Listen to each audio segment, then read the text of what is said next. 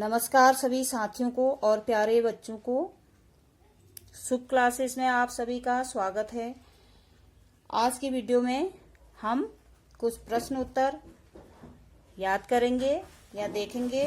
जो लेसन मैंने आपको पहले पढ़ा दिया है, जैसे संज्ञा, उसकी परिभाषा और उसके उदाहरण, उसी से संबंधित कुछ प्रश्न उत्तर बनाए हैं। तो चलिए देखते हैं। पहला प्रश्न है, संज्ञा किसे कहते हैं। जैसे कि आपके परीक्षाओं में भी प्रश्न आते हैं, संज्ञा किसे कहते हैं, उदाहरण सहित समझाइए।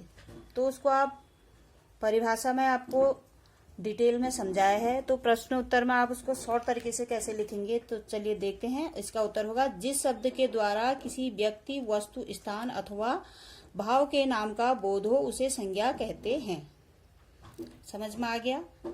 किसी व्यक्ति या स्थान या भाव के नाम को, अर्थात किसी चीज का भी है जो है जहां पर है, या इस वस्तु का है, स्थान का हो या भाव का हो, नाम होना चाहिए, तो वो क्या कहलाएगी? संज्ञा। जैसे देखो, राम, उदाहरण क्या होंगे? राम, आम, नगर, सुंदरता, दोष, ये आदि ये शब्द मैंने लिखे हैं। तो राम क्या हो गया? नाम हो गया। आम भी क्या है? वस्तु है, लेकिन वस्तु का नाम है। नगर क्या है? शहर है, एक जगह का नाम है। और सुंदरता क्या है? एक भाव है, वो भी एक नाम से, हम उस सुंदरता के नाम से उसको जानते हैं। तो ये क्या हो गया? संज्ञा होगी। अब इसके आगे आता है, संज्ञा के कितने भेद होते हैं, उनके नाम बताइए। अब संज्ञा के कुछ भेद भी होते हैं, उनको विभाजित किया गया है अलग अलग भेदों में। तो कौन कौन से? संज्ञा के 5 भेद होते हैं। वैसे मुख्यतः तो 3 होते हैं, लेकिन इनको 5 भागों में बांटा गया है। कौन कौन से हैं? व्यक्तिवाचक संज्ञा, जातिवाचक संज्ञा, भाववाचक संज्ञा, द्रव्यवाचक संज्ञा और समूहवाचक संज्ञा। ये इसके 5 नाम हो गए। उसके बाद अगला प्रश्न है, व्यक्तिवाचक संज्ञा किसे कहते हैं। देखिए, आप संज्ञा के जो भेद हैं उनके भी अलग अलग क्या होगी? परिभाषा होगी। तो व्यक्तिवाचक संज्ञा किसे कहेंगे हम?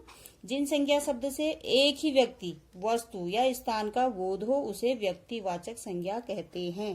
देखिए, जैसे संज्ञा किसे कहते हैं, उसमें आपने किसी व्यक्ति, वस्तु, स्थान बोला था, तो यहाँ पर चेंज क्या हो गया? जिस संज्ञा शब्द से एक ही व्यक्ति और एक ही वस्तु या एक ही स्थान का बोध हो उसे व्यक्तिवाचक संज्ञा कहते हैं। जैसे राम, गंगा, ताजमहल आदि। अब देखो, इसमें अंतर क्या है? राम हमने संज्ञा किसे कहते हैं उसमें भी उदाहरण में लिखा था और यहाँ भी लिखा।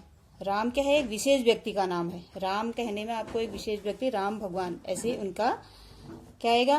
ध्यान आएगा। और जैसे गंगा, गंगा कहने में गंगा नदी, उसके एक नाम से क्या है? पहचान है। अब नदियां तो बहुत सारी हैं, लेकिन गंगा क्या है? एक विशेष है। ताजमहल, ये चीजें, ये क्या होगी? व्यक्तिवाचक संज्ञा होगी। ऐसे अगला क्वेश्चन है, संज्ञा के विकार को क्या हैं। अब संज्ञा के विकारी शब्द होते हैं कुछ, ये क्या होते हैं? विकारी शब्द क्या होते हैं संज्ञा के? जो शब्द संज्ञा में विकार या परिवर्तन ला देते हैं वे शब्द संज्ञा के विकारी तत्व कहे जाते हैं, विकारी शब्द कहे जाते हैं। अब आपको क्वेश्चन ये भी आ सकता है, प्रश्न, संज्ञा के विकारी शब्द कौन कौन से हैं, उनके नाम लिखिए। तो उनके विकारी शब्द कौन कौन से होते हैं? जिसमें संज्ञा में जिससे विकार उत्पन्न हो जाता है, या अर्थात विकार अर्थात उसमें परिवर्तन आ जाता है। लिंग, देखिए लिंग में क्या होता है?